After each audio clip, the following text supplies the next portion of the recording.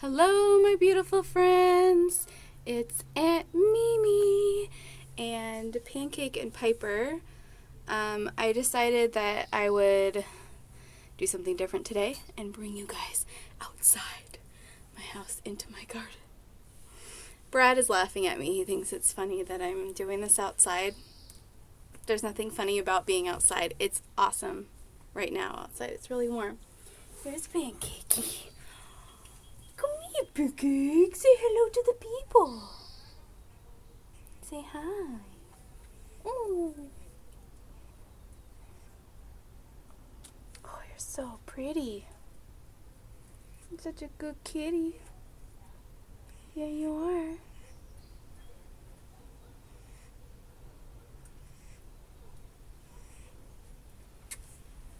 Piper. Here's Piper. I'm not going to pick her up because she'll scratch me. Say hello. She's very busy, as you can see. Got some lavender behind me. This is my only outdoor space that is actually ours. Here, it's a balcony. So, yeah. You might hear some people talking outside.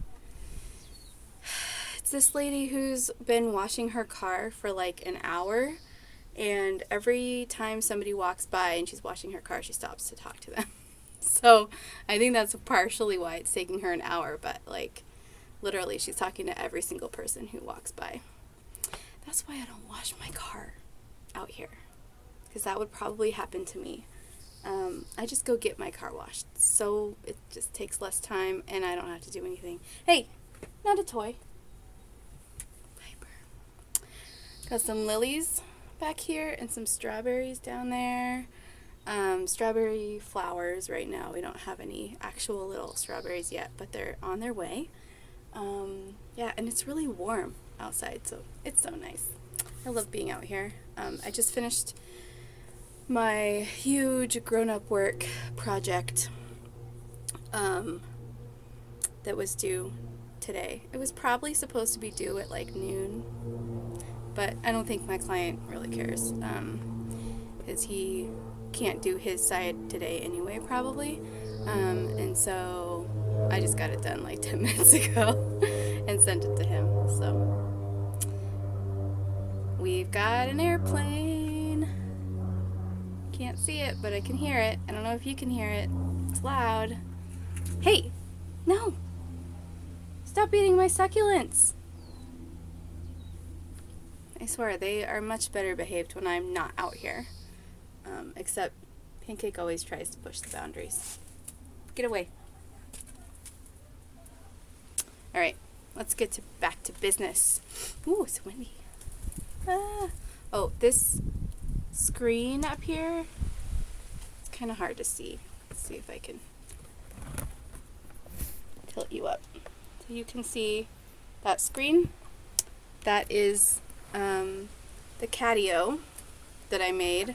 It is so that the cats can come out here on the patio, and I don't have to be out here with them every second making sure they don't jump off the ledge, because like I have said before, Pancake has jumped off the ledge last year. And yeah, let me know if you want to hear that story, and I'll do a story time. It was a very stressful day for us. We thought we would never see her again, but then we found her. Today I'm going to read this book, Lady and the Tramp. It's about dogs. Dogs that can talk. So, obviously not a real life story, but it's fun. And I know that my nieces love this movie. I watched it with them over the course of a weekend, probably 2 or 3 times. Yeah, they really like it. So this story is for them and all the other little children out there who are watching this, and all the adults too, of course. All right, here we go. Lady was a lucky little cocker spaniel. She had everything a dog could want. Her beloved owners, Jim Dear and Darling,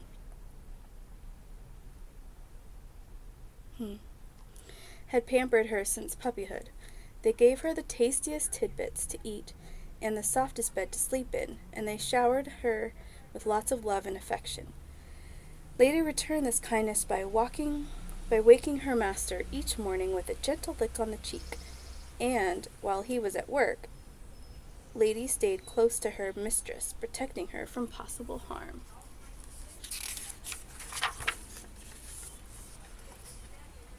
But one day, everything changed. As Lady told her friends, Trusty and Jock, Darling now seemed more interested in the tiny sweater she was knitting than in her faithful friend. Lady's pals quickly put two and two together and figured out that Darling was going to have a baby. Babies are mighty sweet, Trusty the Bloodhound said. And very, very soft, Jock the Scotty added. Hey! The balcony's a place of peace, Pancake! I'm sorry about that interruption. Brad is laughing at me. Pancake just tried to attack Piper again. She's mad because I'm keeping her out here. She wants the doors open so she can come in and come out whenever she wants. She just wants the option of outside, I guess, or the option of inside.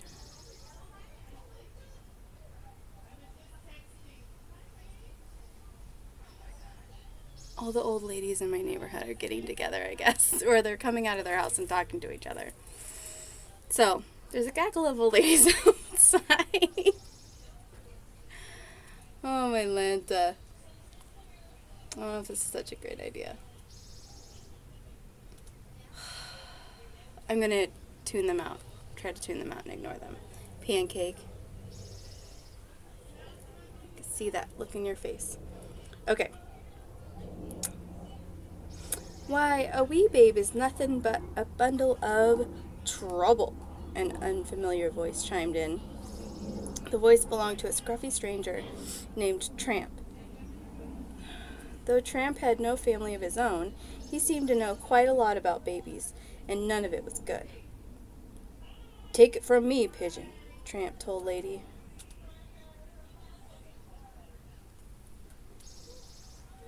Sorry, they're really loud. A human heart has only so much love, so much room for love and affection. When a baby moves in, the dog moves out.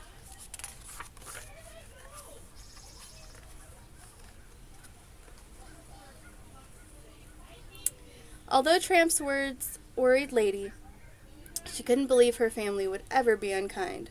And once the baby was born, Lady saw just how wrong Tramp had been. For not only did Lady still have her people's love, she now had one more person to cherish and protect. Everything was fine until Jim Deer and Darling decided to take a short vacation. Don't worry, old girl, Jim Deer told Lady before they left. Aunt Sarah will be staying here to take care of you and the baby. But Aunt Sarah soon made it clear that she did not like dogs at all. To make matters worse, she had brought her two nasty cats along. Lady watched helplessly as they wrecked the living room and terrorized the goldfish and the bird. This part in the movie is one of our favorite songs. Hey, no! You cannot eat the strawberry plants. Anyway, side note. When the cats headed upstairs, however, Lady sprang into action. She raced ahead to stop them from entering the nursery. The nasty creatures tried to run by her, but Lady stopped them in their tracks with a threatening growl. Aunt Sarah heard the commotion and poked her head out of the nursery. She took one look at Lady, growling, and the two cats sniveling, and she ran to protect her pets. Oh, my precious pussy! She crooned, and scooping the cats up in her arms, she carried them gently downstairs. Then Aunt Sarah dragged Lady off to the pet store. I want a muzzle for this vicious beast, she told the sales clerk. I've just the thing, the clerk replied, placing one of the awful contraptions over the struggling dog's face. In desperation, poor Lady ran out of the store. Outside, a pack of stray dogs began to chase her. Horns blared and tires screeched as Lady raced blindly through the streets, across the railroad tracks, and into a strange and scary part of town. Her heart pounding, Lady ran on with the strays yapping at her heels. Just when she felt they couldn't take another step, a brown ball of fur rushed to her side. Biting and barking, Tramp fought off Lady's attackers until every last one had turned tail and slunk away. Tramp helped Lady remove the hateful muzzle, and then told her a tale of woe. "Poor bitch," he said when he had finished her story. "Pancake. You sure have had a terrible day. What you need is a night out on the town to cheer you up." Tramp led Lady to a quaint little Italian restaurant. There they shared a delicious plate of spaghetti and meatballs while musicians serenaded them with a romantic tune.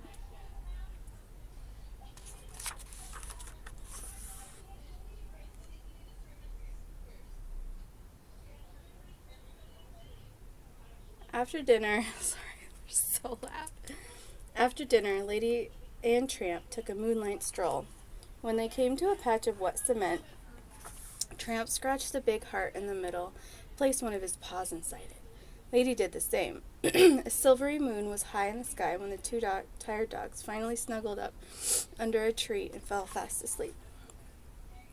When they awoke the next morning, Lady was horrified to realize she had spent the whole night away from home.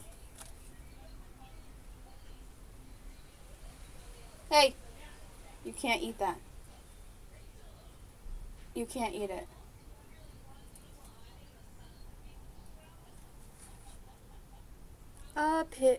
Pitch, Tramp said. "There's a big wide world out there just waiting for us. Why go back at all?" "Because my people need me," Lady replied. "And I need them." Stop it! Stop eating my plants.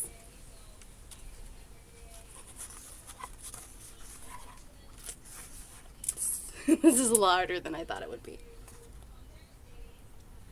"Besides, who will protect the baby if I'm not there?" Tramp had no answer for that. He simply bowed his head in defeat. "Pancake, stop it. Stop." And even though Lady was sad to leave Tramp, she could hardly wait to return to her family. But when Lady got home, an angry Aunt Sarah was waiting for her. "I have a special place for you now," Aunt Sarah snapped. She led Lady to a doghouse in the backyard. "This should keep you out of trouble," she said, chaining Lady to a stake in the ground. That night, Lady was moping around the yard when a big gray rat scurried out of the woodpile, scampering up the porch railing and darted into an upstairs window. "That's the baby's room!" Lady cried. She dashed forward but was jerked to a painful halt by her chain. Lady began barking frantically to attract Aunt Sarah's attention. "Get down."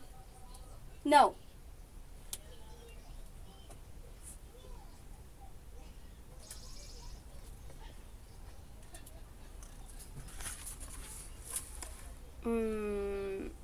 Okay, I'm done with that page, I think. Aunt Sarah finally appeared at the back door, but only to yell at Lady. "Stop that racket," she said before slamming the door shut again. Just then Tramp ran into the yard. He had heard Lady barking and had come to help her once more. "There's a rat in the baby's room," Lady said, and with no thought for his own safety, Tramp ran inside to get the rat. Tramp reached the nursery in the nick of time. While the baby lay sleeping in the crib, the rat was ready to pounce. Tramp struck first. Fur flew and furniture fell as dog and rat tore around the room. The rat was fast and fierce, but he was no match for Tramp. "I think you should stay out of there, Piper." Just trying to start a fight. By the time Aunt Sarah burst in, there was no sign of the rat, just Tramp and the topsy-turvy room. Aunt Sarah thought that Tramp had been after the baby, and she quickly called the dog catcher. "Don't come back, you vicious brute," Aunt Sarah warned as Tramp was carried off to the pound. As soon as Lady explained what had happened, Trusty and Jock took off after Tramp. They chased the dog catcher through the dark and stormy night. When a taxi appeared out of the fog, the dog catcher's horses reared up and his wagon toppled over. Jim Dear and Darling were in the taxi. They had come home and discovered the rat. It was clear that Tramp had been protecting the baby, and they went after him. He was a true hero. Jim Deer and Darling decided to take Tramp into their home. This is where you belong. This is where you belong, Jim Deer told Tramp. You're part of our family now. Soon, Lady and the Tramp finally had a family of their own, 3 pretty pups who looked just like their mother, and 1 mischievous scamp who clearly took after his father. The end. Oh, that was good. So it actually sounds like one of my neighbors has some kind of like Zoom call going on with her speakers turned up like super loud, so I can hear like everything, which is great.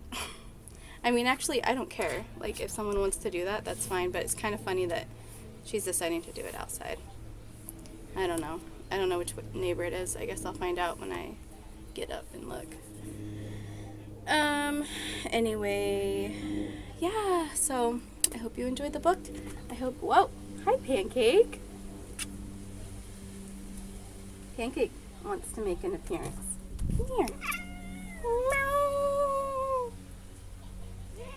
It's a little chaotic over here.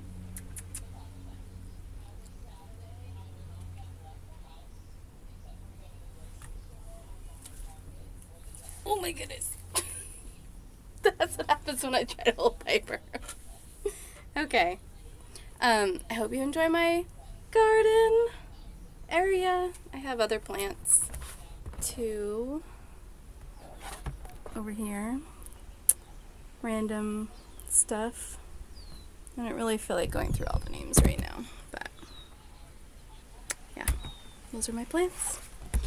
I hope you guys are doing well and you're getting a chance to go outside today if you're out here in Oregon, because it's beautiful. The weather is really nice. It's like 70 something outside. It's supposed to be in the 80s tomorrow. So yeah, I hope you guys get to do that. Go outside and enjoy your day. I love you guys. I will see you tomorrow. Goodbye. Goodbye.